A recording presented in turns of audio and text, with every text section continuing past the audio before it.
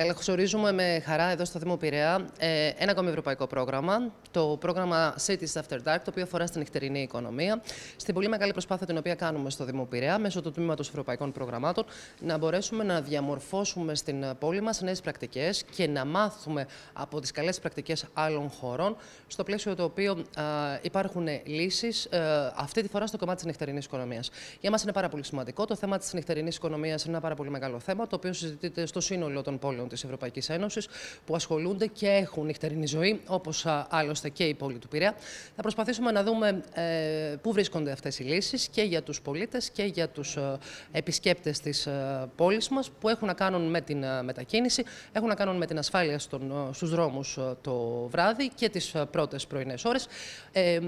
Με πολύ μεγάλο ενδιαφέρον θα παρακολουθήσουμε, θα μετρήσουμε και θα δούμε και την συσχέτιση της κίνησης η οποία υπάρχει στην πόλη με τα όσα συμβαίνουν τις πολύ πρωινές ώρες στο λιμάνι του Πειραιά, και μιλώ βεβαίως για την κίνηση που έχουμε από τα επιβατικά πλοία. Εδώ είμαστε για να μιλήσουμε για ένα θέμα που είναι πολύ σοβαρό και αφορά τις δουλειές που έχουν να κάνουν με νυχτερινό ωράριο και με τη νυχτερινή διάρκεια.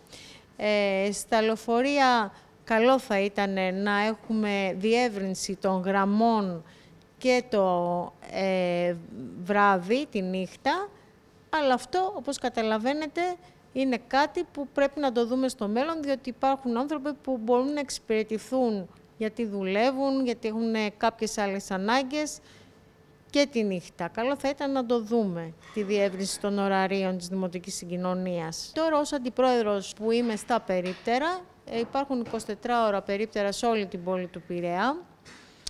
Αυτό λειτουργεί πολύ θετικά, θεωρώ, για την πόλη, γιατί τα περίπτερα είναι και ένας φάρος για τις περιοχές μας, όταν υπάρχουν και είναι ανοιχτά και είναι 24 ώρα.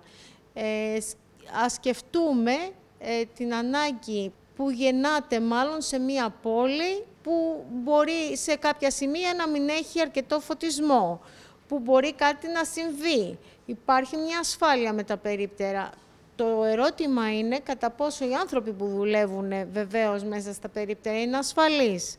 Αυτό είναι ένα θέμα που πρέπει να το δούμε. Ίσως με περισσότερο ακόμα φωτισμό στην πόλη, ίσως με περισσότερη φύλαξη, νυχτερινή.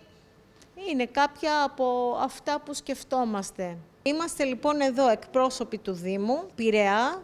Κυρίως είμαστε εδώ εκπρόσωποι της Πράγκας, είμαστε εκπρόσωποι εδώ της Ιταλίας, οι οποίοι κληθήκαμε και ψάχνουμε να δούμε προκλήσεις που έχουν να κάνουν με τη νύχτα και τους εργαζόμενούς της και να βρούμε λύσεις γι' αυτό. Ένα ευρωπαϊκό πρόγραμμα που ξεκινάει στο Δήμο Πειραιά αυτές τις μέρες είναι η νυχτερινή οικονομία. Εμείς, σαν τρίτο δημοτικό διαμέρισμα, έχουμε ένα μεγάλο ποσοστό του μικρολίμανου, όπου πράγματι είναι η ζωή πλέον, έτσι όπως έχει διαμορφωθεί μετά την ανάπλαση της νυχτερινής ζωής, και από άποψη εστίασης και από άποψη διασκέδασης νυχτερινής υπάρχουν αρκετά προβλήματα κατά τη διάρκεια της νυχτερινής ημέρας, από τα μαγαζιά που λειτουργούν εκεί, από την οχλαγωγία των πελατών, από την οχλαγωγία όπου γίνεται, από τη φασαρία των οχημάτων, από τη φασαρία των μαγαζιών.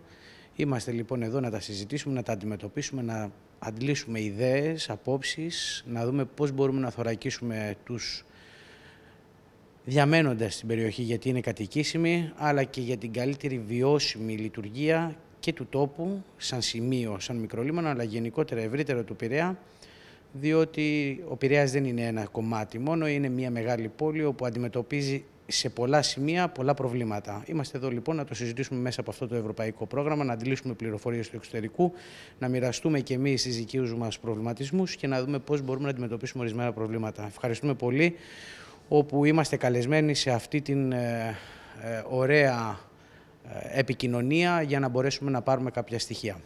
Cities After Dark is the first European network on nighttime economy. It's a network composed of 10 cities. The city of Braga in Portugal is the lead partner, and in this network we have cities as Paris, Nicosia, Tallinn, Piraeus, Genoa, so cities which are doing innovative projects.